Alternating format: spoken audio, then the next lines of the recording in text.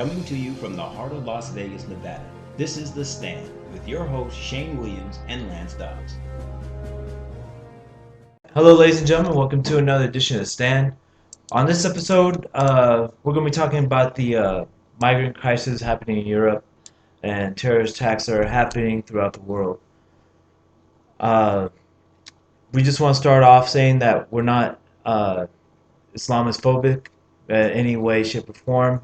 We had Unison a couple episodes talking about it, but now it's gone to another point in time where the attacks have increased to about five terror attacks in the last 8 days, which is a very serious situation, and we need to start picking up the awareness of what's going on in Europe, and not just the terrorist attacks, but also the killings, the beheadings, and everything else going around. Crucifixion. Crucifixion, persecuting Christians, and everything else. So we'll start with one of the first attacks that a lot of these attacks don't really get put onto the news. Right. So Now, let me ask you this. Do you think it's because of the whole big scare in a major city, or is it just they're trying to keep it at like under wraps? personally, I think that they're trying to not put them out on the news so much to just scare everybody. I mean, you don't want the fear of everybody. Just mass fear. You don't want Mass to have fear, pandemonium. right? No, I mean that's how I feel about it too. Um, So but going into the Brussels, which is the most recent one, the most biggest one, four Americans were killed out of 35, about 100 injured. 300. I'm sorry, yeah, 300 altogether. uh, That was a big one that hit the news. So Right, exactly. And what's funny is, from my perspective, it shows that they attacked American Airlines. They were trying to kill Americans, so therefore it's a attack on Americans without attacking actual American soil. Um, it's just for me, it's one of the steps towards attacking America itself.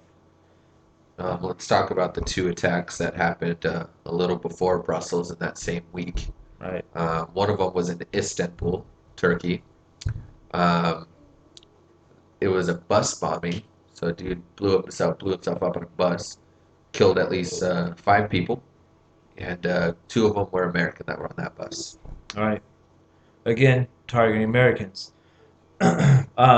Going on, we also have 32 people and 84 altogether were wounded. 32 people were killed in Iraq. I don't know how to pronounce the actual city, but that was during the soccer game, if I'm During a not soccer game. mistaken. So, again, if you look at it, all they're doing is attacking, attacking, attacking, killing, putting the message out. 72 people were killed on Easter Sunday in Pakistan. Again, another one that you don't really hear about. Again, Brussels taking the majority of the media coverage. And Pakistan, that was its capital, Lahore.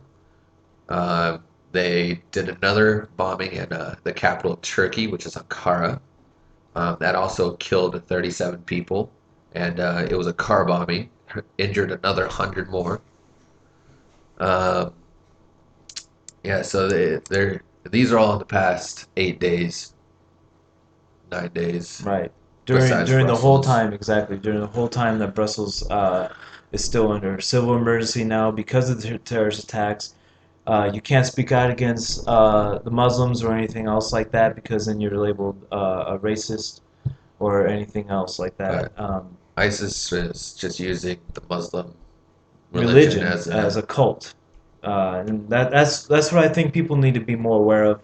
That Muslims as a whole aren't bad. It's the radicalization of the religion is that we have to be scared about. and it's Yeah, just they the terrorist attack or the terrorist ISIS and whatever other groups they've all just branded themselves Muslims right. and they're killing people in the name of Allah and Muhammad and personally it's just like you probably I mean, would you the Muslims need to reform their religion is something else, so they can't be labeled. I I would go for a reform, maybe like a new Islam, something like that to that effect, which it might happen because of this. I personally I feel bad for all the non-radical Muslims out there. When I say Muslims, radical Muslims, I'm talking about the ones who are joined with ISIS, Al Qaeda, Al Nusra, and so forth. You know, for the majority of the people, just like anybody else in any other religion, you just want to leave on this world peacefully. Like I said before, almost 7 billion people here on the planet, and the only thing that we want is just to live day by day. We don't want to wake up to the news or even wake up to, and have a bombing threat. Also in Europe and everything else, or ghettos, especially in Brussels, which has come across the news slightly. You haven't really heard about it, where no-go zones, pretty much, where you can't even enter without being kicked out, followed, threatened, and everything else. There's also multiple ghettos here, which follow the same thing in America. Uh, one being a major ghetto in Michigan, of all places. So with these ghettos and everything else like that, it's only a harbor for terrorism and stuff like that, which we've seen on multiple articles saying that the attackers from Paris and Brussels are from these ghettos in Belgium. Uh, but yeah, they're just high profile cities. That's why they got the news.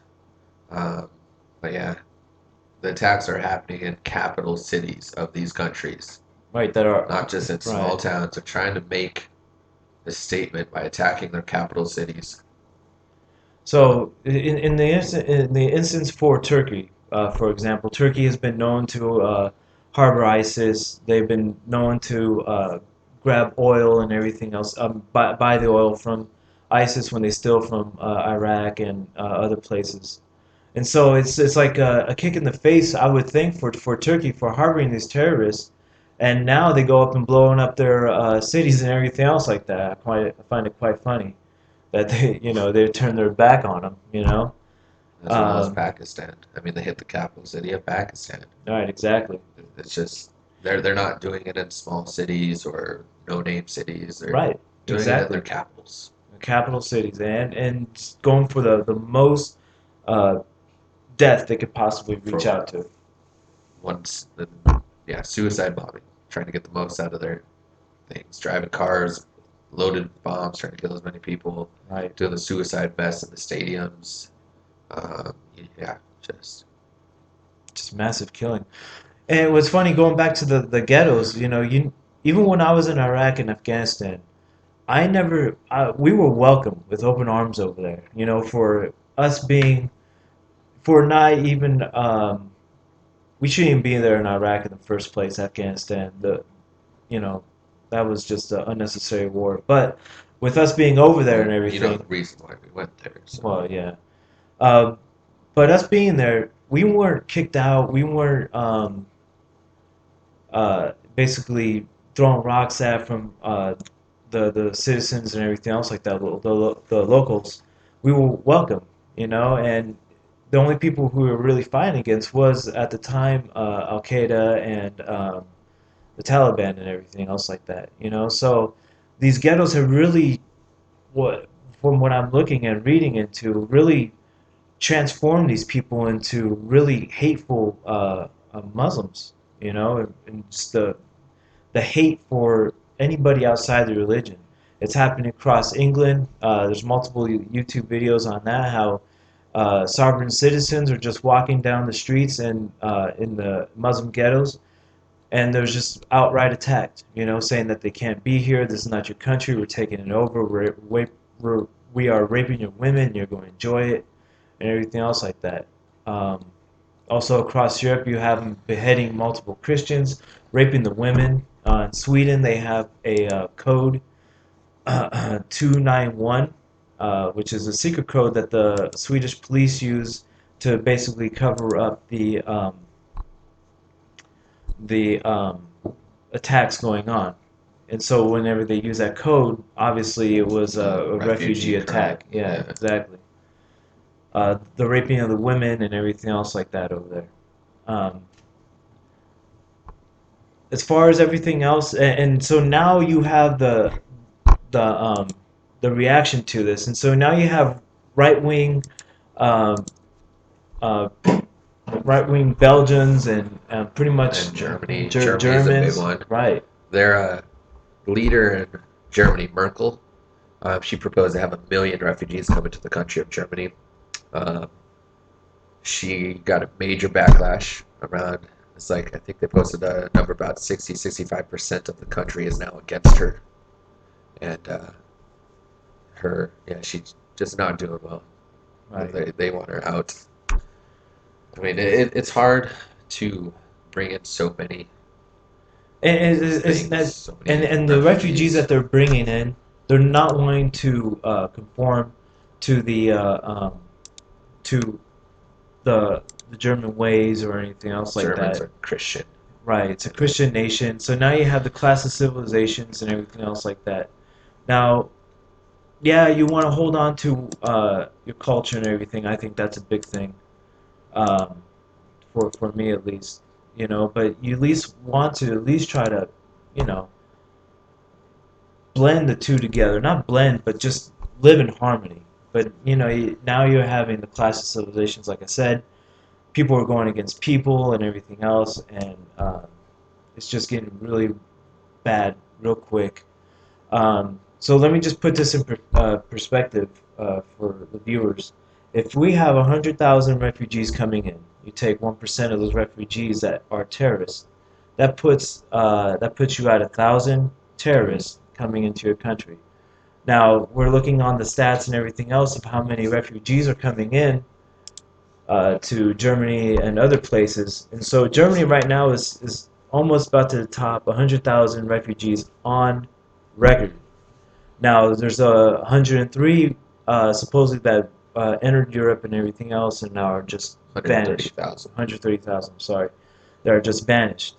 Sweden is almost at 70,000. And we'll have this image, like we'll always do, have our information down in the comments And below. yeah, this image that we're going off of is from BBC.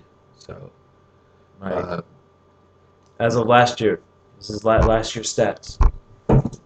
So, we have now what could possibly be one of the another terrorist attack in Europe, possibly another terrorist attack in America, it's going to happen probably most likely in Europe, though. right, before they actually start to hit here in America. So my conspiracy theory, or my theory, whatever you want to call it, is that all these terrorists that are coming in are going to start another war here in America right before November hits, therefore causing the election to go on hold. And then, so pretty much no one's going to get nominated. Uh, I'm sorry, Obama. Obama then is going to have Martial law. martial law put in place, therefore him having a third and possibly beyond that And it's been term. building for a while with the UN peacekeepers and all Right. their Right, Humvees that just they have here. exactly. They've been brought across to the Mexican border and everything else like that. The Strong Cities Initiative, where it pretty much puts the UN and the police together, where the UN now has several locations across America where they have stations right next to police stations. So yeah, you won't have U.S. troops going against the American people Right. You'll have migrants, you'll have forces from other countries that are going to be with the UN coming in. peacekeepers. Exactly. And so prepare for that.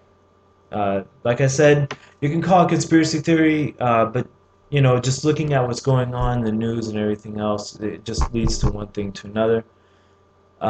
Look for yourself. Come up with your own theory and leave your comments in the our comments in our comments section down below. Because we want to hear what you're thinking, see if you agree with us, see if you disagree with us. And yeah, ISIS is only ramping up their bombings. I Right. mean, Like yeah, eight, what was it? No, six terrorist attacks in the last 8 days. just unbelievable. And you only hear about one major one in Brussels, Paris. You know, that was the only Major. two major cities that ever been attacked so far. You know, uh, just folks, we just really got to wake up to this. We really got to wake up to this. The governors last year tried to put a stop to the refugees coming in. Over half of the governors in the states wrote a letter to Obama saying we do not want the refugees here in our Well, state. we could do what Canada did. Canada actually flew over, and I'm not too sure where they flew over to, but I can look it up or I'll post it. But they went overseas to interview and screen overseas the ones that they wanted to bring back. And that's how they did their screening process. Was they flew there, picked what refugees they wanted to come back to their country. Oh, but you can't believe that. That's racist. No, but I'm just joking around, ladies and gentlemen. But really though, the vetting process on the refugees needs to be done coming in.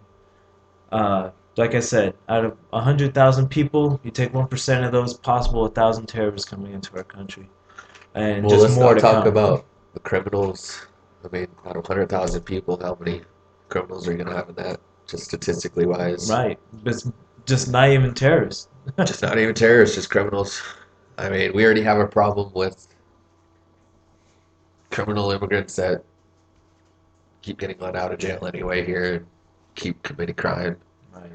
And again, ladies and gentlemen, we're not coming out and doing this because we're anti-Islamists or anything else like that. We're doing this just to raise awareness to what's going on here, what's Just going on across the world and everything else like that. Uh, just to get people to know right. that it's That the there's threat more. is real and that we have to be prepared. Start gathering food together just in case. Buy a gun. Doesn't mean buy a gun and start going around bombing a mosque and everything else like that. Buy a gun, get prepared just in case they do happen to come, and you can better just defend yourself. That's what we're trying to say, not to actually start something, And that is why no other country has attacked us. right? Because every almost 3/4 of the citizens have a gun, or their family members do, or something like that. Exactly. Uh, there's just a lot going on in the world, ladies and gentlemen. I think right now, I think is one of the most scariest times that we've seen in a long time. But we have to keep level-headed. We have to keep cool, um, and just get prepared for the worst. Yeah. So, this is Shane and Lance again for the stand. We thank you again for your likes, supports, and shares, and subscriptions to our YouTube channel.